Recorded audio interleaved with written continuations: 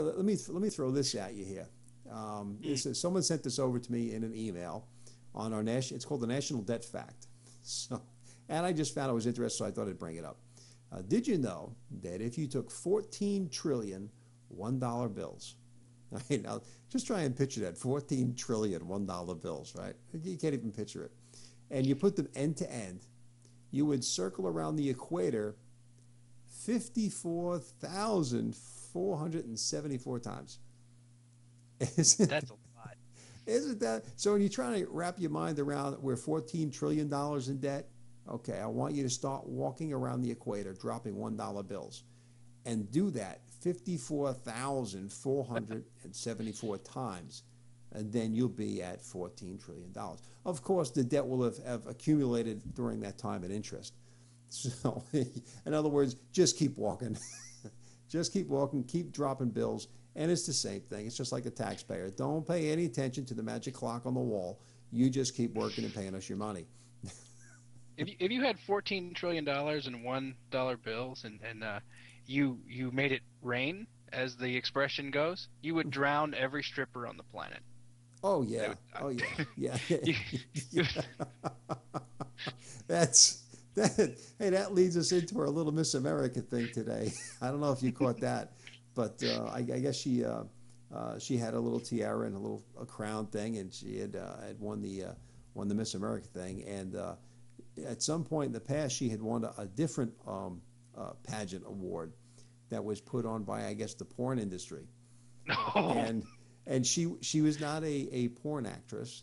She submitted photos and bathing suit kind of clad things, and she took some they were provocative photos, but it was nothing that would be illegal or pushed to that edge. But they surfaced and they took her crown away, and now she's boo-hooing that it's not fair and it's not legal, that they violated her rights. And my Well, thought on this is, it's their organization, it's their prize, it's their money, it's their decision. they have their morality clauses, and they've actually, Yes. this is what's great about the whole Miss America thing is this has been a reoccurring theme in the past couple of years, that they give it to somebody and then that person goes on and does some scandalous things, or that they've given it to somebody and then they find out that, oh, by the way, this person was doing some scandalous things. It's it's not looking good for the future of beauty pageants No, and and you think non-scandalous. about it, they've busted her on having these provocative photos. What the heck does the pageant do? It puts them in the skimpiest of skimpy things and has them walk around so the judges can, oogle at them and, drop saliva all over the place, and then, entertain their own fantasies and stuff. And that's not provocative? How is Yeah. this? How is example A any worse than example B? It's kind of, they're kind of akin to one another. They're kind of like first cousins here. Exactly. So Exactly. the, I just, the wow. hypocrisy of it all. But It it just knows cracked me no up. bounds. Well, the part that really stood out was, it's my rights, and I thought, no, you entered into their contest by their rules. It's their rights, not yours. They didn't violate any of your rights. You still have freedom of speech and so on and so forth. They didn't rip your photos up. What they did is they said, you no longer qualify for our contest. You know what? It's their contest. They get to decide. So moving on from there, I tell you that there's so much that's happened. I've got 1,000 things on the sheet today, so we're just bouncing all over the place. Yeah. And we found Obamacare. They found that they have 105 billion already appropriated, hidden in the legislation, hidden in the bill. 105 billion that they For what? it's they're not quite sure what it's for. And this is what I've got here. This is section 4002. Essentially creates a $16 billion slush fund for the HSS secretary to spend, and $2 billion is appropriated to the secretary per year in perpetuity after 2015. Wow. in perpetuity, forever and ever. Whoever holds that office has got $2 billion at their discretion. How about that? What can you do with $2 billion? Yeah. I tell you, I think Michelle Obama will be able to help us spend that. Yeah, she get a couple of purses. Yeah, we'll get some staff. We'll go fly the plane low over New York City. We'll go have a good time. I'm sure they can figure something out. But yeah, I'm going to throw this up on the screen so you guys can take a look at this here. I'll throw it up in there we go, and drop it over, and boom, this is it here. But yeah, it says what does it go on to say? And I'm looking here. Section 4101, subsection A, allows $230 million in appropriation for school-based health centers. A school-based health center, isn't that like the school nurse? Yeah, I think so. Well, what is this that now we have to do this new thing on here, a school-based health center? We have to have like an emergency room at each school, a medical center? Yeah. Or is this is federal? This is federal money, right? This is federal money. Is this family planning? Yeah. Are they going to give? They're going to pay your part of your school nurse's salary if she gives the student end of life counseling. Yeah, and it could be something like that.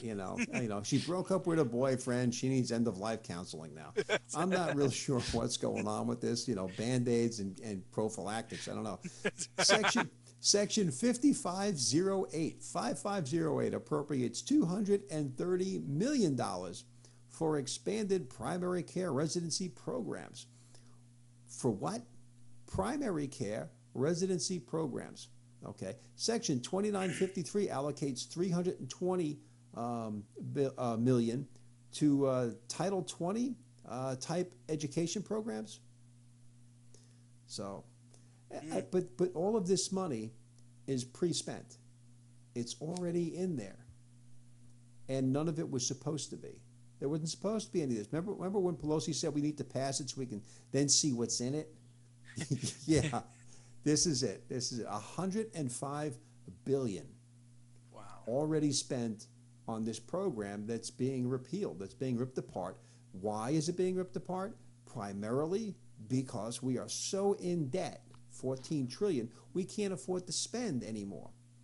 Obama's budget, can't afford it, dude. You need to pull that stuff back, right? So that's why Reid and they're going through all this stuff up in Congress, just like the same problems they're having in Wisconsin and so on with, trying to fix a budget, trying to get to a balanced budget. Some states have balanced budget amendments, some don't. And you see that Washington obviously doesn't have it, desperately needs it. So that way they have no choice but to stick to their means. Sometimes you have to do that. We need to put them on some kind of a diet, some kind of a budgetary diet and a restriction thing, tighten the belt a little bit. But here, they're looking for things to cut, ways to save money. They're trying to propose different things, and the Democrats want to propose much, much less of a cut. And the whole time there's $105 billion already sitting there that no one's talking about. Yeah, and they want. They don't see the value of money. They really don't understand the value of money. Let's talk about NPR for a second and how we want to. The people want to cut NPR. They don't want to have. They don't want to pay. The government shouldn't be paying for media, because if John and I can do it, out of the money out of John's pocket, then why do we need NPR to be doing it also out of the money out of John's pocket?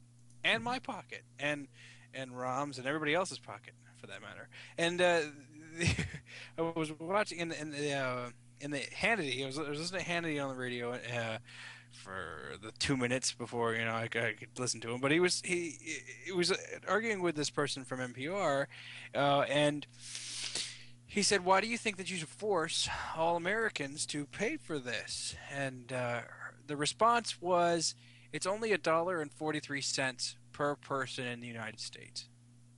Only. It's only $1.43, and then we can argue about that. We could argue with the semantics of that. Well, okay, if 48% of the people in the country don't pay taxes, then it's more like $2.80 per person.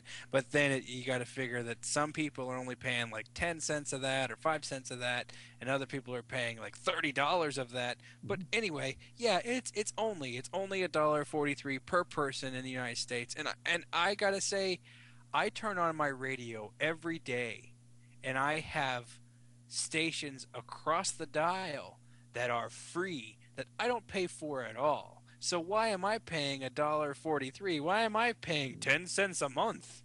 You know, so that I can listen to whatever the hell programs they are. Like, I just don't get it. I don't understand why it's so important that we have this non-biased, publicly funded news source. But like, If it was non-biased, I might even, think about it for a second. I might have a pause for it. But it's not, it's not. It's left-leaning. It's very much left-leaning. And they were talking about it today on all of the networks. And they all pretty much agreed, yeah, it's left-leaning. And some said it's left-leaning by deception. And others said that it's left-leaning by design because it has to countermand the conservative base for their talk shows and their radio shows, and how everything is 98% conservative on the radio, that they have to have this NPR. They have to go to the other extreme just to try and balance it out a little bit. And I remember thinking, how ridiculous that is. But then the other thought came to mind and said, well, if 98% of the airwaves are filled with conservative talk radio, I guess that's what the people want. Right. Imagine that. Yes. No, it's ridiculous because all of the liberals or all of those people on the left, the socialists, they're like, hey, we can listen to NPR and we need our NPR. Well, if we weren't publicly funding it, wouldn't you pay for it? Just thinking, the Al Frankens of the world, wouldn't they open up their wallet and pull out some of that Guy Smiley money and have their Morning Joe or whatever the heck the NPR? No, I think when NPR starts having Michael Savage and and the Schnitz Show, when they start hosting them on NPR, I think then you've got something you might want to talk about. If you want to be fair and balanced in this NPR, take your 24 hours, break it up 12 and 12. And just alternate every hour between conservative and liberal, between the left and the right. Let them go at it. Then I've got something. I've got a fair and balanced debate. I can listen to it for 8 hours a day, and I'm going to get 4 hours on one side and 4 hours the other side. And if anything else, maybe I have a better understanding of the issue by the time the day ends.